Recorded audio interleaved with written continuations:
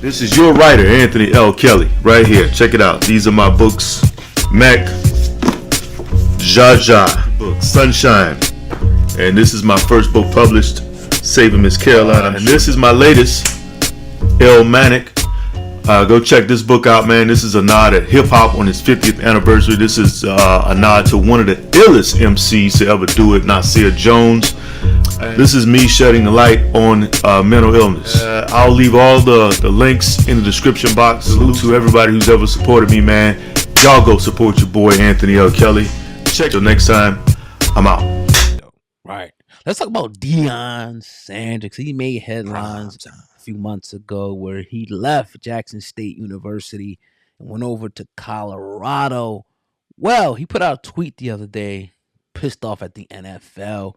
He pretty much said that he, is pissed at the NFL because only one of his players was picked or drafted by the NFL this year. And when I mean that, I mean HBCU players. What's your thoughts on that? Because a lot of people are saying a lot of stuff about that, and people are still bringing up the fact that he, kind of left Jackson and went to Colorado. How do you feel about what Deion said, Coach Prime?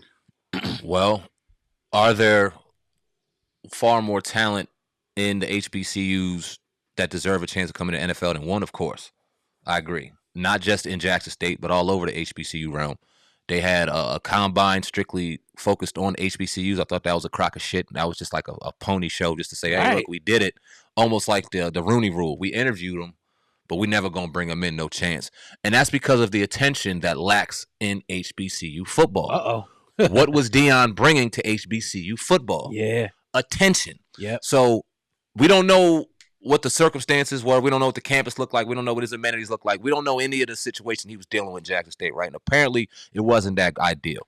And then they talk about the money. Okay, cool.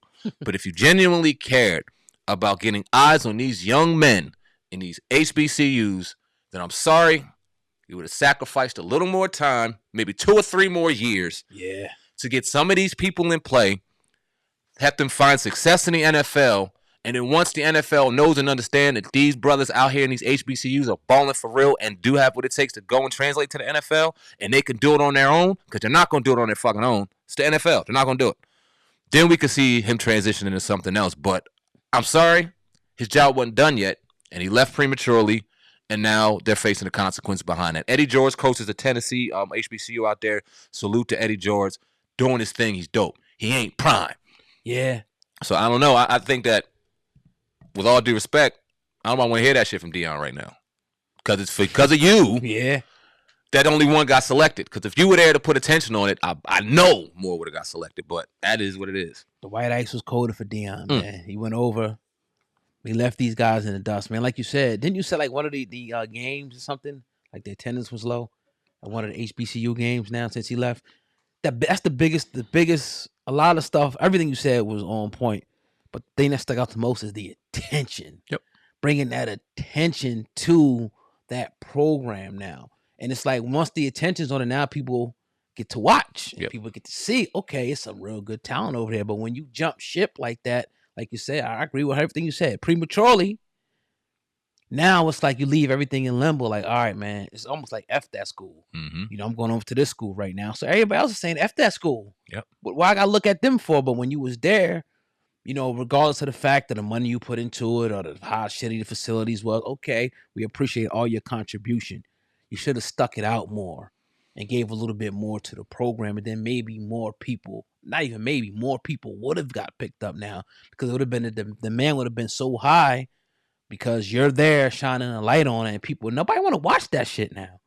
They don't want to watch it. People barely even watching college football. Like, I ain't gonna say barely watching college football. People love college football, but people are barely watching the HBCUs like that because there's no incentive anymore to do so. That's why it was so important. He was probably, one of the most important pieces ever to go into HBCU football because of the sponsors that he brought, the attention that he brought. Anything that he said, people was clinging on to that, and it was like he was almost starting a revolution. In the school. Everybody wanted to go there. You had players saying, man, forget that. You know what I mean? I'm not going, to Michigan or, Georgia. I'm going to Jackson State. I'm going here. Bethune-Cookman, this and that. Now they're like, man, he left, I'm left. What's the point? Right. I'd rather go to Georgia. Why would I go to Jackson State when I go to Georgia? Right. The best football program, you know what I mean? One of the best football programs in the country. Mm-hmm. I don't know, man. Like, I hate to be that way, but that's just facts. It's facts. It's facts. We'll find out how much it's facts this upcoming fall when college football comes on and we see how many HBCU games are televised on ESPN nationally the way they were last year with Prime sitting there. When did we ever see an HBCU game nationally televised for the world to see before Deion got there? We didn't. It didn't happen. We seen one every now and again when they had the bands out there doing their thing and they had the OG Eddie Robinson for Grambling. We watched a game or two with Grad Pop watching the HBCUs. We didn't know what was going on. We was watching Eddie Robinson and some dope-ass bands. But they actually got attention on the ball players. That's facts. They got attention on the skill, the skill that these young brothers have out here and how it translates in the NFL. And they got different eyes on them. Scouts got on them, different things. Now, you brushed them under the rug. Why would anybody else say, okay, let's keep an eye on them? When they got basically minor league football in the SEC, and that whole division basically is a pipeline straight to the NFL. If I'm sitting here at any one of these high schools and I got a choice between going to Jackson State and Alabama, Georgia, Mississippi State, Auburn, fucking Texas Tech, Texas A&M, whatever the case may be, I'm going there. Because if I want to get to the league, that's where to go. And most of these young men want to get to the league. They ain't got the attention on them. And they're not going to sacrifice because you ran away from it. Why you should ran they? from it. Why should they? They're not going to sit up here and say, no, Prime, he's standing strong with it. Mm-hmm. We ain't say you had to stay there forever. No. You jumped out of that shit as soon as you had an opportunity. You was gone. Going to Colorado.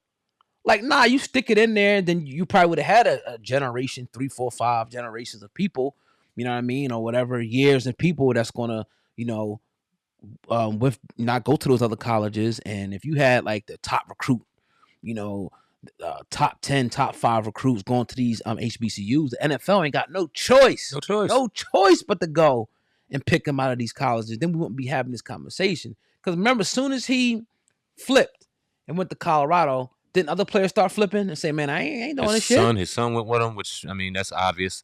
All the stars dipped. All of them. Damn. And why would they be there? They came there for Deion.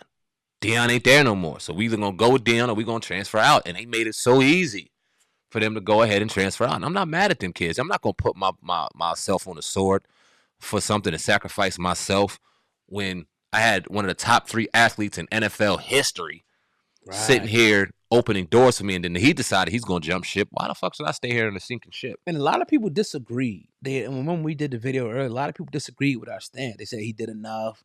Oh, he put $2 million into the facilities. Okay, that's all well and good. But it's about the football program, with the attention on the football program and getting these, you know, A1 athletes to start coming to the program. You can fix something up. Okay, cool. But it's about staying there for the long run to get these players to flip and forego Michigan, Georgia, Ohio State, and go there. That's what the whole premise was. He left early. And now if I had a son that was going to play ball, fuck HBCU. I'm saying, yo, go to Georgia if he's that good. You know, go to Michigan State. One of these schools. Somewhere you're going to get attention on you. Right. And scouts on you. Right. Man. I don't know, man. That is what it is. That just is what it is. I had something else to close out on, but you stopped it. I forgot what the fuck I was going to say. Right. At the end of the day, these people are out for bread. I think that I know what I wanted to say. I think that the public outcry and you going against the NFL came off phony and fake. Damn. It did. Because you could have went behind the scenes. You could have been at the scout combine. You could have been. I don't know. We don't know what you did privately. So it's not fair to say that you didn't do anything privately. But the public, I'm mad at the NFL. So they don't give a fuck. Right. You know how much shit goes on in the NFL? They do not care about your public outcry. It looks good. Right. It looks good to the people. It looks good for the people that supported you and going to Colorado. It looked good to some of these bourgeois people that have the same color as us that think that you just did just enough and that's all you owe. And nobody can sit back and criticize what you did versus what you didn't do. But if you crying about the NFL not bringing in and including people from HBCUs, in particular Jackson State, then your ass should have stayed at Jackson State and made sure they did. You didn't. Yeah. It is what it is. Yeah, man.